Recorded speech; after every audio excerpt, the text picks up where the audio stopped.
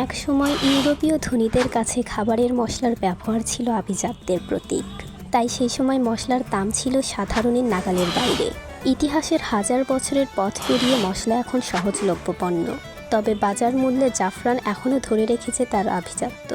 এ কারণে বিশ্বজুড়ে এই মশলা লাল সোনা হিসেবে পরিচিত। জানা যায়, প্রায় 1700 খ্রিস্টপূর্বাব্দে গ্রিসের প্রাচীন মিয়ানমাররা প্রথম জাফরান ব্যবহার করেছিল রান্নায়, পোশাক রং করতে এবং এমনকি সৌন্দর্য পণ্য হিসেবেও এটি ব্যবহার করা হতো সে সময়।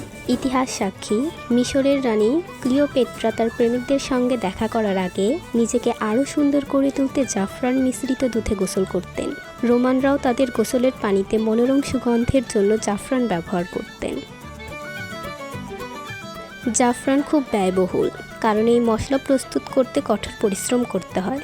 মাত্র 1 কেজি জাফরান তৈরি করতে প্রায় 1,50,000 ক্রোকাস ফুলের প্রয়োজন। এই ফুলের 3টি অংশ রয়েছে: লাল স্টিগমা, পুংকেশর এবং পাপড়ি।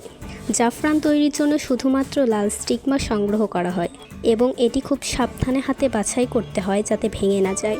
স্টিগমা সংগ্রহের পর সেগুলো 20 দিন পর্যন্ত রোদে শুকানো হয়। মাত্র 1 কেজি জাফরান প্রস্তুত করতে 370 থেকে 470 ঘন্টা সময় লাগে। এই দীর্ঘ এবং যত্নশীল প্রক্রিয়া জাফরানের এত দামের একটি অন্যতম কারণ। তাই 1 পাউন্ড উচ্চমানের জাফরানের দাম প্রায় $10,000 হতে পারে। রাবেয়া সুলতানা রিয়া, বাংলা লেন্স।